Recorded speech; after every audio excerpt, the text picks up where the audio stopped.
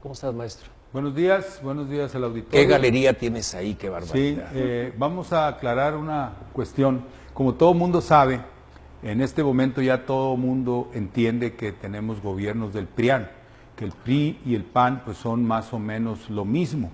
Lo que vamos a tratar de aclarar en esta ocasión es por qué. Es decir, por qué dos partidos aparentemente tan disímbolos son o han venido haciendo lo mismo desde que tomaron el poder en 1983, diciembre del 82 para ser más precisos, cuando, como vemos aquí en la segunda imagen, se presenta la famosa crisis de la deuda de México, que en realidad, quiero enfatizarlo, era una crisis general de la deuda de todas, o la mayoría al menos de las naciones del llamado tercer mundo en aquel tiempo. A nosotros nos hicieron creer que era una deuda nada más de nosotros, que López Portillo se había robado la lana y había comprado la colina del perro y todos esos cuentos, ¿verdad? Entonces, en realidad estábamos frente a una crisis general de la deuda.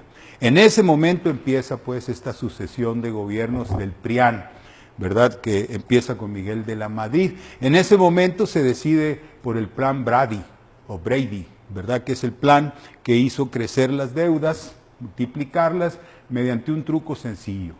No puedes pagar, manito, así que te voy a mandar la deuda a 20 años, a 30 años, pero a cambio de eso tú me vas a dar las de estas, ¿no? Porque vas a tener que entregar todo lo que tengas de propiedad de la nación, de bienes nacionales, para poder cubrir esa deuda por la vía de las privatizaciones. Y además me las vas a vender baratas, ¿verdad? Y el plan Brady, insisto, como se ve aquí en la siguiente imagen, no fue solamente de México en el periodo de la entrada de Miguel de la Madrid, cuando viene Brady. Nicholas Brady era el señor que dirigía el Tesoro norteamericano, viene, supuestamente le diseña un plan a México para que pague su deuda de esa manera, ¿verdad? A largo plazo y entregando los bienes nacionales, el proceso de privatizaciones. Pero, como podemos ver en la siguiente imagen, los planes Brady se dieron por todos lados. En Argentina también implementó su plan Brady. Ahí está Menem. Ahí está Carlos Menem, ¿verdad? Este es Brady. Y bueno, pues allá también hicieron un plan para pagar una deuda que no podían pagar. Era una crisis general de la deuda que, insisto, a nosotros nos hicieron creer que era nada más problema de México y del malvado de López Portillo que se había llevado la lana. Aquí en la siguiente imagen vemos pues cómo empieza ya el proceso de someter a México a los dictados del plan Brady. La primera cuestión fue la entrada de México al GATT y la pérdida de la soberanía en materia de planeación económica, sobre todo en la protección al campo. Con el GATT, a la entrada al GATT se firma que México ya va a empezar a dejar de proteger su producción de alimentos, que era lo crucial, lo básico, ¿verdad? Donde se pierde, si no tienes comida, pues no tienes soberanía, no tienes autonomía de ningún tipo.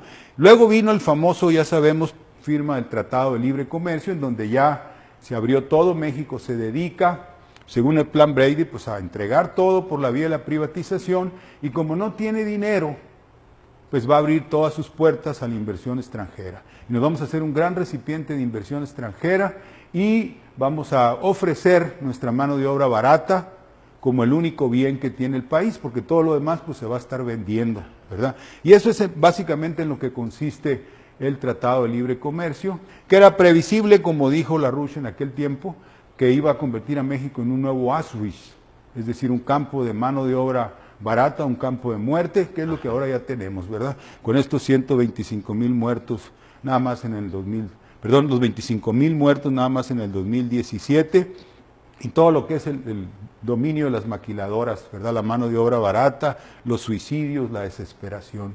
En la imagen que sigue podemos ver que el plan Brady no resolvió lo que decía que iba a resolver, porque en aquel momento de la crisis de la deuda y que se culpaba a López Portillo, se nos dijo, ya nomás quitando al PRI se va a arreglar todo, porque ya el gobierno no va a ser corrupto y todo se va a arreglar. Los quitaron a los del PRI, metieron a los del PAN y la deuda se disparó. Y eso que los panistas, como Calderón, como Fox, se las daban de ser muy buenos para evitar el crecimiento de la deuda, pues la multiplicaron, la dispararon.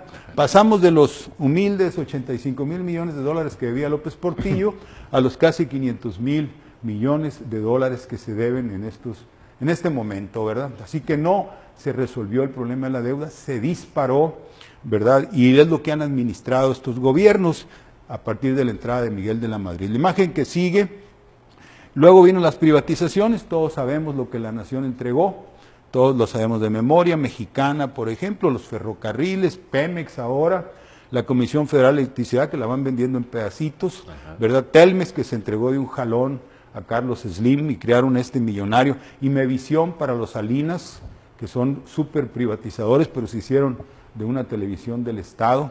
La que sigue, y aquí están los nombres de los más famosos privatizadores o beneficiarios, en este caso de Carlos Salinas, que fue el que les entregó todos estos bienes, algunos de aquí de Monterrey, por supuesto, que se han hecho pues la gran plutocracia del país y del mundo, ¿verdad? Porque algunos de ellos son primeros lugares de millonarios en el mundo con los bienes nacionales. Así que en todo eso, vuelvo a poner la imagen de los presidentes, si no me equivoco, en todo este periodo se fue fraguando todo lo que estamos describiendo, ¿verdad?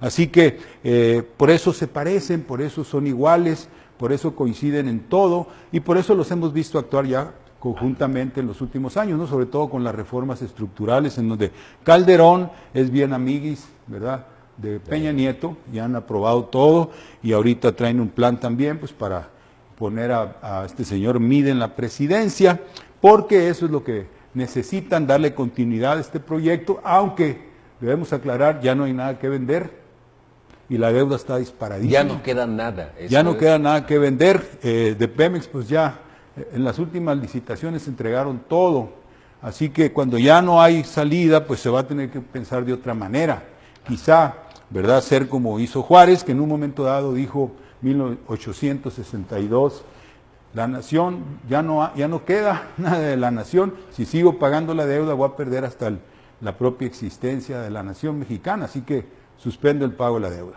que fue lo que Juárez hizo 2 veces, ¿verdad?